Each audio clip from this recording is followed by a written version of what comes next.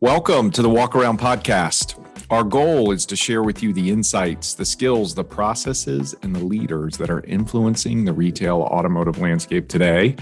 I'm one of your hosts, Nick Funch, and we have a great guest today, Mr. Joe St. John from Stone Eagle. Welcome, Joe. What up, Nick? How are you, man? I can't believe I'm on this podcast. I am so stoked to be on the Walk Around, talking about an industry that I am a huge fanboy of and a massive proponent for. And it's really exciting to get to be here with you, having incredible conversations about all the things that are happening in an industry that is evolving at light speed. So thanks for having me on, man. Well, I'm glad you're here. I'm actually excited for a couple different reasons. One, while we're meeting virtually, I think you were my first face-to-face meeting post-pandemic outside of the business. And so that was like a sign that we've turned the corner. So it was so awesome. It was great, so wasn't it? Awesome. Yeah, it just getting awesome. to be in the same space as other humans felt freaking awesome. It was just,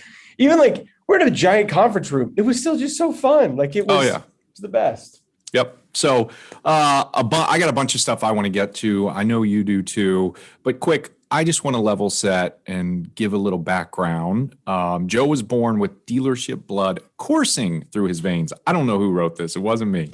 It wasn't me either. With his dad in F&I and his mom in service, he sold his first car at 5. Worked full-time by 16 and was a GM by 30. Master's in accounting from USC, studied at Cambridge and Oxford, was named a Truman Scholar and a USA Today Academic All-American.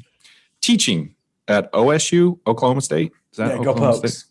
Yeah. His engaging style was voted a student favorite. When he's not wrestling grown men, jiu-jitsu is his thing, or spending time with his family, 5 kids under 6. We might get there. That might be a different podcast, though.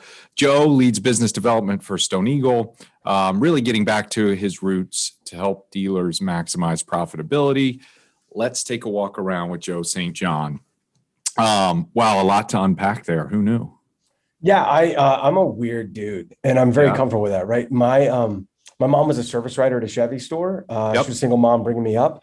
So she met my dad, who was a fast-talking, smooth-looking, sharp-dressed F&I manager. They fell in love like you do, and they've been married now for over 30 years. In fact, for one of their recent anniversaries, my dad found a Clark Country Chevrolet front license plate on eBay, and it's hanging up on their porch. So they met at a dealership, and I spent my whole life in them.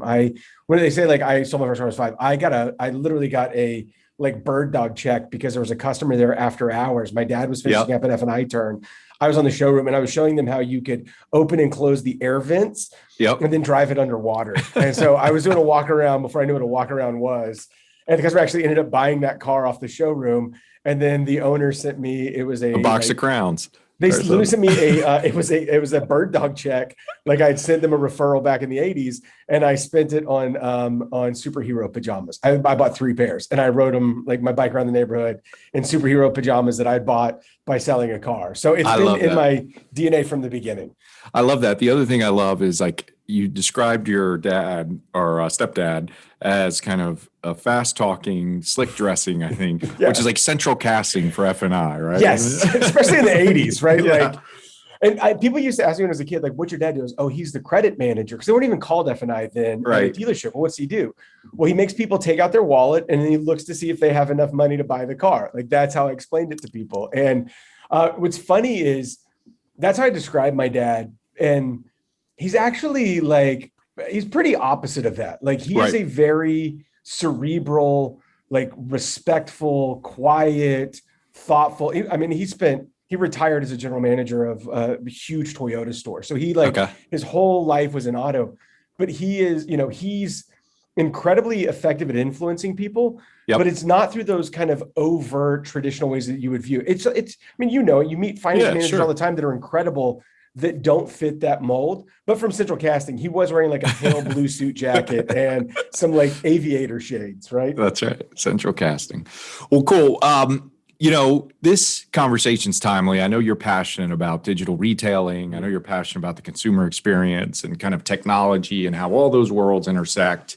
And I think, don't quote me on this, but within the last 30 days, certainly within a recent news cycle, we've seen both the largest DMS providers, CDK and Reynolds, purchase or invest in digital retailing tools, whether it's Goobagoo, I believe in Roadster. What are your thoughts? What do you see happening there? Why do you think there's an appetite from kind of the biggest traditional players to dip their toes in this space? So I think it's really two things, right? I was lucky enough to be on a webinar with John Shank, the CRO from AutoFi, back at the kind of end of November of last year, talking about predictions of what was going to happen going into 2021. I think both of us had this very strong sense that that in 2020, the idea of digital retail as a business was de-risked, right? You had this massive adoption rate because dealers had to respond to this huge,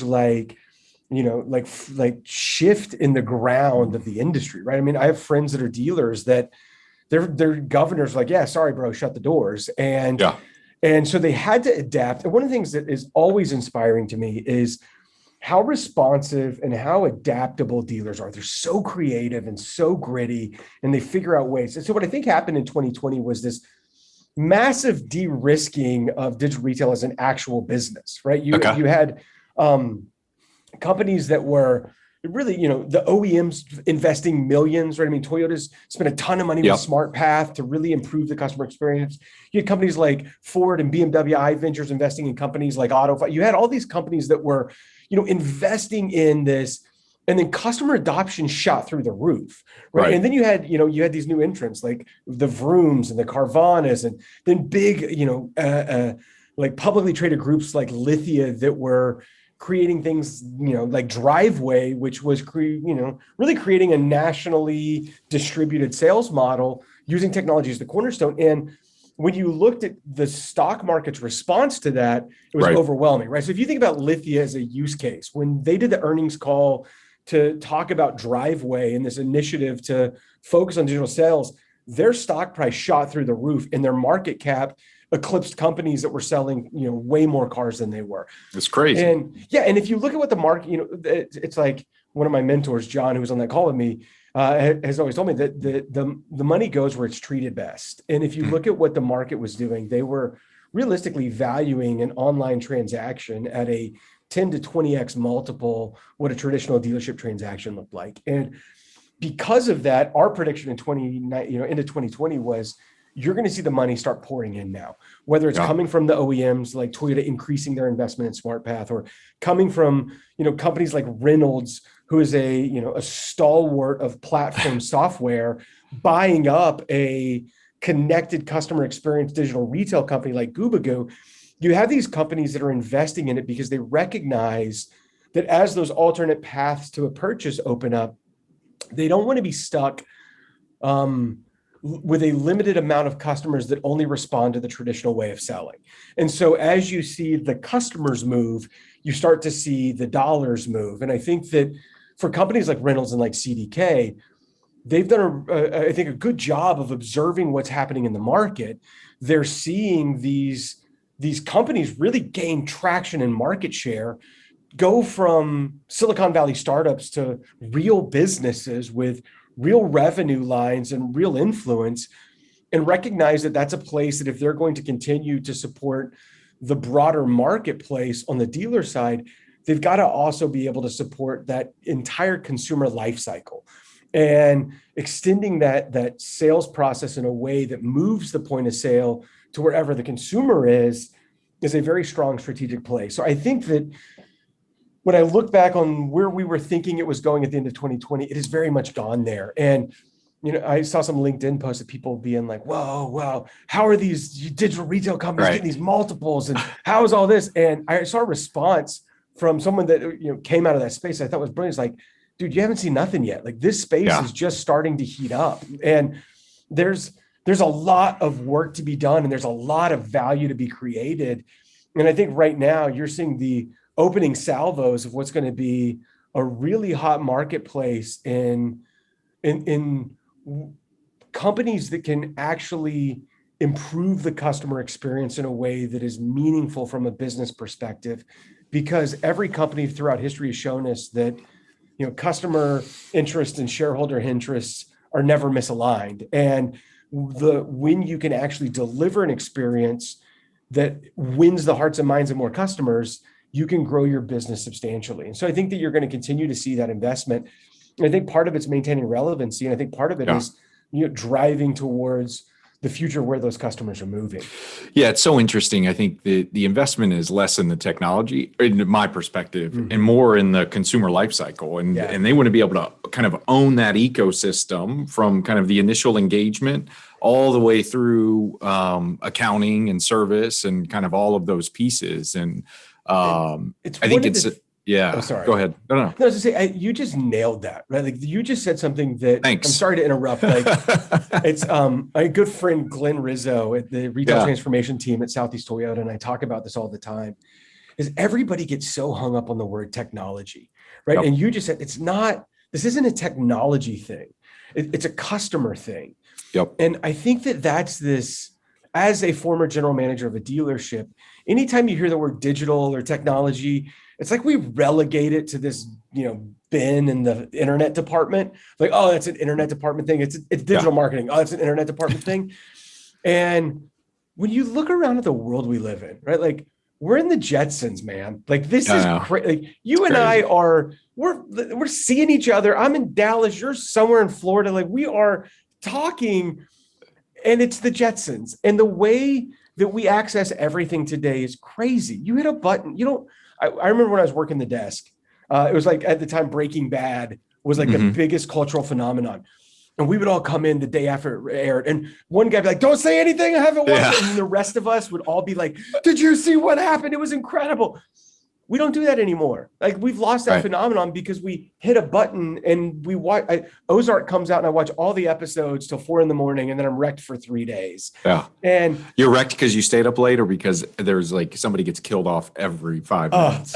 Emotionally, it was so taxing. My wife and I, it gave me nightmares. I was literally like, I need therapy after this. Like I am struck. Like it has bummed me out. Like, but I also watched all of them in a row and I needed sunlight and a walk. And so I think that as a society, we've adapted these things that have conditioned us to instant gratification and speed of transaction and convenience.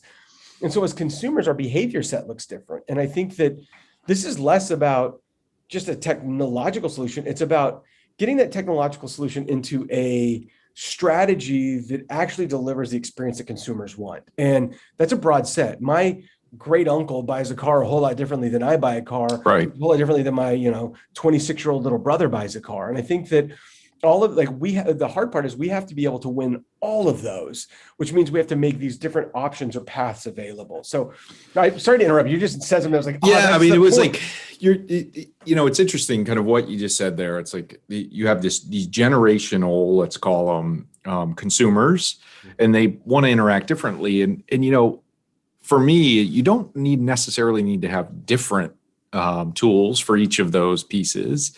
It's and you said it's this broad kind of thing. You can have one tool, but you've got to be able to use that tool and apply it to those different kind of engagements, which to me, I think is the challenge. I think historically dealers have bolted on, a lot of technology and how things interact. And it just seems that's one of the hurdles today that when I talk to dealers, it's like, hey, how is it going to interact with my current technology stack that I have in the dealer? And what do those things look like? And so I think that's where, to me, it is about the technology, but it's about that customer life cycle and how they can kind of wrap their arms around it and integrate it. But I think the other piece of that is that it's also about the strategy deployed to integrate it into the systems and processes at the dealership level. So if you think about Amazon, it's not the button on the website that makes Amazon incredible. It's that when you hit it, your package is at your house in 2 days. And what gets it there is people and processes, right? It's logistics, it's warehousing, it's drivers, it's all of these human systems. I think a lot of times we think of buttons as being like this silver bullet that we put on our website that magically sells cars for us. And it does magically sell cars for you if your marketing is really strong and your brand identity is aligned to it, and your, operational processes connect that consumer when they show up at the dealership in a way that they don't feel like they're starting back over. And I think that what is making that hard right now, because I think it's harder right now. It was easier in April of last year because you didn't really have a choice. Right. Now, dealers are having some of the greatest market success in the history of this business. And it's hard to go, I'm going to change what I'm doing. Like, we're finally grossing on new cars again. And we have this, supply and demand curve where the supply is down due to chip shortages. The demand is at the highest it's ever been, which has driven transaction prices up. And, my dad's an independent car dealer now, right? He retired, got bored, opened up like a used car lot. And he sends me all the time Carfax window stickers, and it's like 43 grand, and it's an 18, and then the book out, and it's, $5 grand more than that. And you're like, what? It's crazy. It's a good time to be a dealer right now. I'll say that. Absolutely. Good time to be a dealer. So like staying in that lane a little bit, you work with Stone Eagle, interested in kind of your world, what that means, how what's going on at Stone Eagle a little bit, but also kind of some data potentially that you're seeing within the marketplace and what that looks like.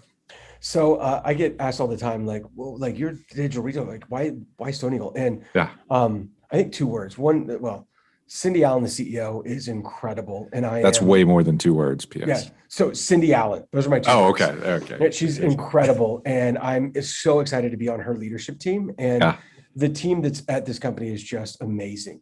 That for me is the personal reason, right? I'm relocating my family to Dallas because I want to be in this crew with this team. The business reasons for me are very simple. I think that data is the currency of the future.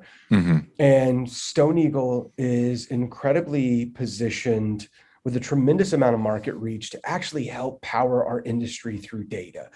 And Stone Eagle is a company that a lot of people are familiar with, and they know like one piece of what we do, right? So we are a platform software for F&I product companies, and we are like the DMS of F&I product companies. Right. We also have our retail products. We have a menu that is growing crazily fast, and we've spent no money marketing or advertising or selling it, and we're adding 50 new dealers to it every month. Wow. Where most people know is our metrics. And I think that the reason our menu is growing so fast is it's really simple and it's really flexible. And as an F&I manager, I can get it set up and I'm ready to go. And it doesn't take me, I don't have to program it. And there's no customers, here's your interview. It's just fast and easy. Yep. Our metrics is what most people know us for. And we have over 6,000 dealers that use our Stone Eagle metrics. And it's funny to me because when I was an F&I director, I paid my F&I, I printed out the Stone Eagle and I calculated the pay off the Stone Eagle reports, right? My GM made me slide the Stone Eagle report under his door. So the ranking report, like your producer ranking report, I had to slide that under his door before he got to work every morning. So if I was if I was there till late, I would slide it before I went home. If I was there early, I'd wake up in the morning. Sometimes you get 2 because I'd slide the new one in that had pulled overnight. Right. And so a lot of finance managers, finance directors, and finance companies are really familiar with Stone Eagle's data. And what we do is we take, you think of the different DMSs are out there. So at JM&A, right? You've got, you guys are a big metrics user. You've got, if I'm a regional manager, I've got how many different DMSs, and then in each of those, how many different ways of accounting for it. And the DMSs weren't built for F&I. It was built before F&I was a thing. Back then, F&I was a convenience thing. You had credit, life, and disability. Now it's a profit center. So we standardized that accounting data layer into a really standard set of numbers that are easy. And then you look at them. And so for me, we have that data on 6,000 dealers, right? It's crazy. The data set. So the first thing I did when I was I wonder what the trends look like. So I started let's look back to 2019 to now. And I got to tell you, man, Nick, we're in the craziest, crazy world. It is bananas right now. It is, I can't express to you. I remember when I was a director in the late 2000s, right? Yep. Late 2000s at a Toyota store. if you're running over $1,000 a car, you're doing a good job, right? Like if you got over a dime, I at our store, before I became director, we never ran a dime a copy as a department. I taped dimes onto everybody's phone. I was like, under a dime doesn't count. We run a dime. Like everybody's like, what up? Dimes. Like it was all about getting to $1,000 a car. If you're running $1,000 a car right now, you suck. Like the market's insane. It's so the trend has just done this and it keeps doing this. And I keep thinking, okay, it's got to at some point, maybe like at some point it might like change a little bit. Like if you look at like 2019, right? 2019, January of 2019, as an industry for Stone Eagle dealers, we were running $1,237 a car, right? Okay. 2019, January, $1,237 a car. In May, on a million car deals, $1,698 a car. That is $1,700 a car. Since January 2019 to May, we've gone up $500 a car in F&I PRU. We've literally so $1,200 to $1,700. 1,200 to so January of 2019, 1,200, May of 2021, 1,700. That's crazy town to me. And if you look at it, the trend is it just keeps doing this. Like if you look at it's literally, and they can't see my hands. I forget we're not on video. The trend is it just keeps going up. We can we're on video. Yeah. Okay, so it just keeps going up like that. So the trend is that the PRU number just keeps going up and up and up. And if you think about it, like last year, I was like, wow. I mean, last year we were running 1,500 a car, right? So you think January is 1,200. We got up to about 1,300 a car in 2019. We got up at the first of 2020 to like 1,400 a car, right? And then by the end of 2020, in September, October, November, December, we were running 1,500 a car. I joined Stone Eagle at the first of this year. I looked, I was like, wow, 1,500. January this year, 1,500. It's crazy. Like, when's it going to come down? Like, is it going to just stay there? And then all of a sudden, in April, it went to 1,600. In May, it went to 1,700. And I just think that if you're an F&I manager right now, today is like, it's a great day to be an F&I. Like it is a fantastic. It's awesome. Day.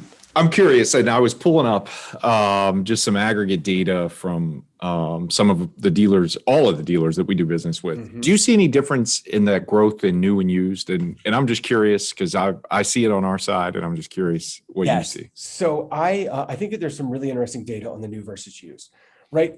So our PRU is going up. So is our product penetrations. Okay. Right. I mean, across the board.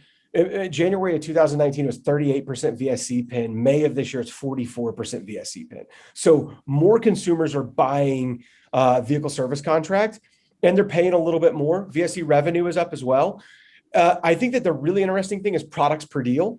So products per deal went from like 1.2 in January of 19 to 1.5 in May this year. So the average consumer is buying 1.5 products on their car. So they're buying a vehicle service contract plus GAP, or vehicle service contract and tire and wheel, or GAP and tire and wheel, or at least wear and care and prepaid maintenance. So they're buying 1.5 products. This is what I think is interesting: is the mix of new versus used is obviously shifting. Mm-hmm. We kind of talked about that earlier. So you have this mix of new versus used that is starting to shift, and we saw that last year as the pandemic slowed down the factories. That mix shifted. So what I wanted to do was analyze. What does that mean to an F&I manager? So if I'm an F&I trainer, or I'm an F&I director, or I'm a GM, if I'm an F&I, what can I assume happens when the mix goes from more new to more used? Mm-hmm. And here's what we know. On a new car, we run about 200 a copy higher in PRU than we do on used cars in the industry. So on new cars, you count everything, leases, you count old age wholesales, you can't sell anything on. When you aggregate it all together, new cars traditionally runs a couple $100 a copy higher in PRU. Yep. I think that's because we run a significantly higher products per deal on new versus used. So on new, you're running 1.53. On used, you're running 1.3. So I think a portion of that comes from the product attachment rates. What's interesting is we run, $200 higher on new versus used, but we have a 47% VSC attachment rate on new and a 41% attachment rate on used. So we have a higher VSC attachment rate. We sell less F&I products and we make less profit. So here's what I think is is the, like, if you take that, so, and I'm going to restate this in a way that you can see what I'm driving at. Yep. We make $200 less on a used car than we do a new car, but we attach the warranty at 47% versus 41%. But we only attach like 1.2 products versus 1.5, or 1.3 versus 1.5. I think that this is, if you're an F&I manager listening, if you're a GM listening, if you're an F&I trainer listening, right now, here's what is actually happening in your market. You have consumers buying used cars today, like a certified Camry, that are only buying that certified Camry because you don't have a new one. So as an F&I manager, you have what would be new car buyers purchasing used cars. Yep. And if I was going to focus the training efforts on my dealership, it would be understanding how to sell to that used car buyer in F&I the same way we would sell to that new car buyer, meaning that those, dent and ding, tire and wheel, windshield programs, those appearance packages, those things that are that we kind of traditionally think of as high attachment rates on new cars. To a customer buying a certified Camry, it is a new car. Because in their mind, I hear story after story from when I talk about this of people that are, I bought a 20 because I didn't have any 21s, and like they wanted to buy a new one, but they couldn't find the equipment stuff they wanted on a new one, so they bought a 20 or they bought a 19. And so I think that the focus as an industry, especially, I don't think we've fully felt the chip shortage yet. I think it's going to hurt the next 2 months.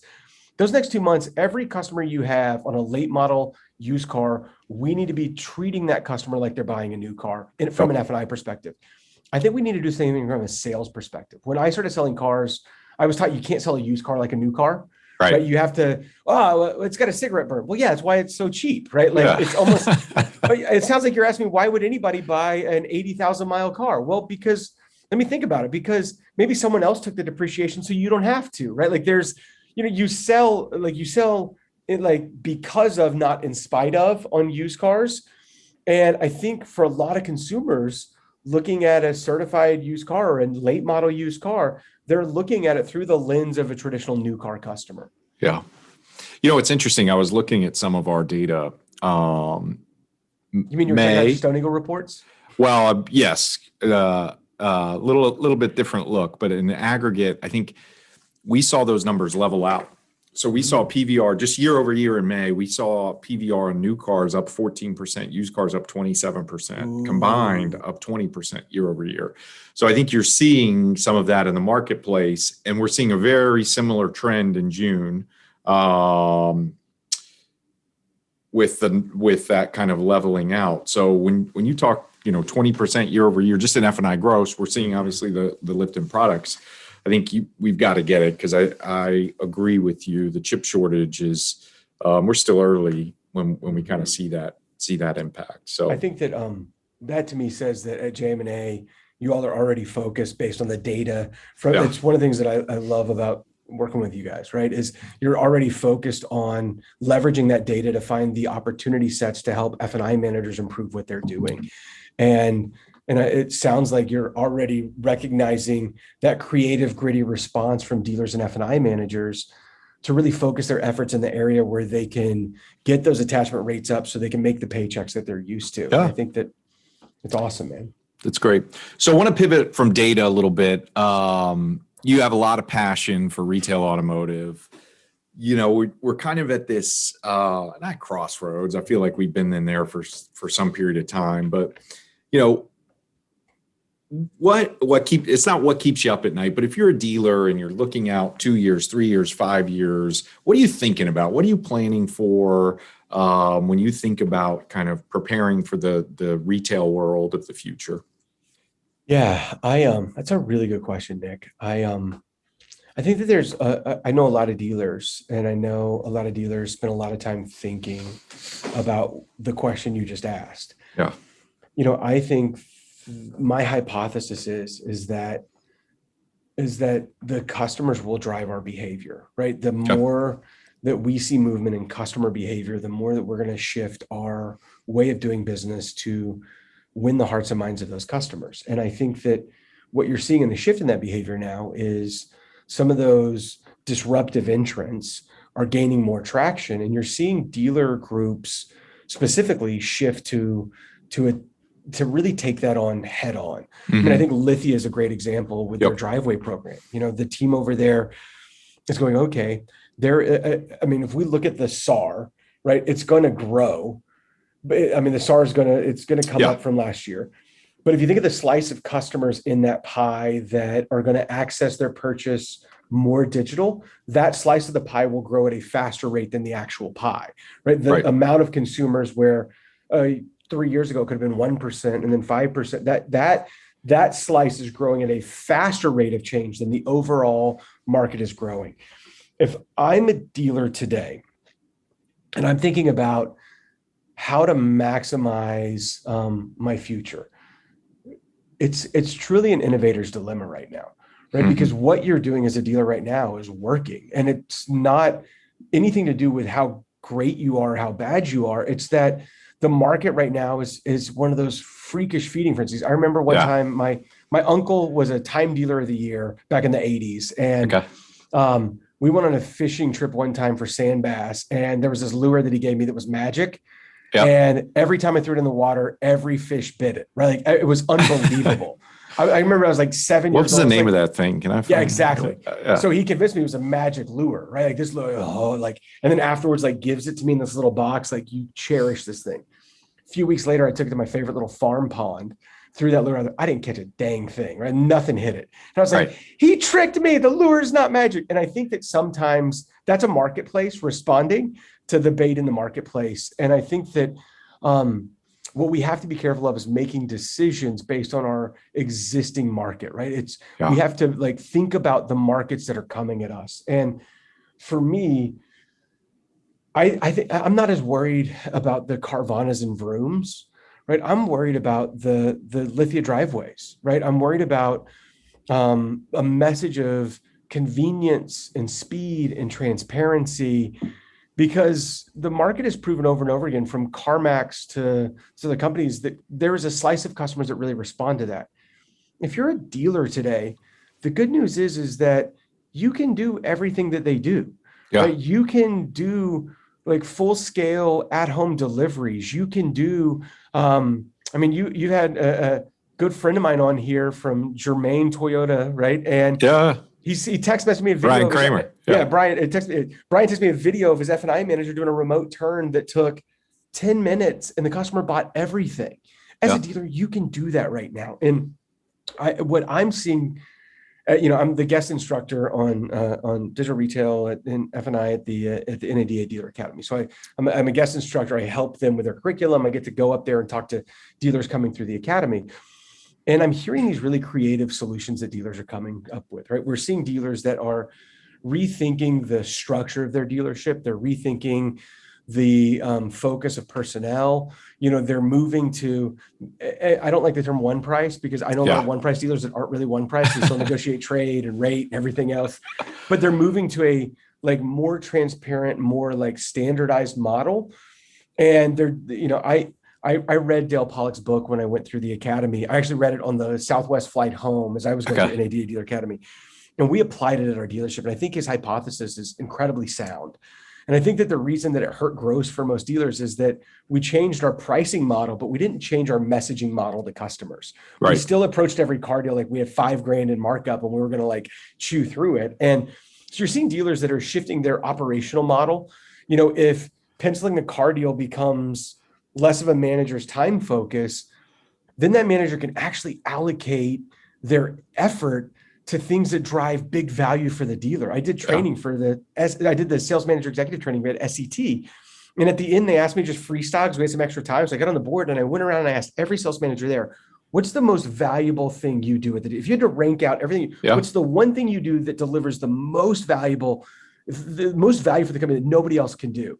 They all wrote training, coaching, developing salespeople, leading the sales effort. And then I asked them, well, what percentage of your time are you focused on that?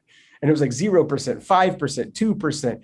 And the reality is if we could minimize what it took to pencil a car deal and make it easier for a customer to say yes, our sales managers could actually deploy the part of them that delivers tremendous value to the organization by elevating everyone around them to deliver better customer service and make it even easier for a customer to buy a car. And so you're seeing dealers that are getting creative and coming up with, moving away from the traditional hierarchy of a dealership to, team of team structure. And these people are trying some things out right now. And if I was staying awake at night, it would be, what should I be doing that I'm not to get myself ready for that future?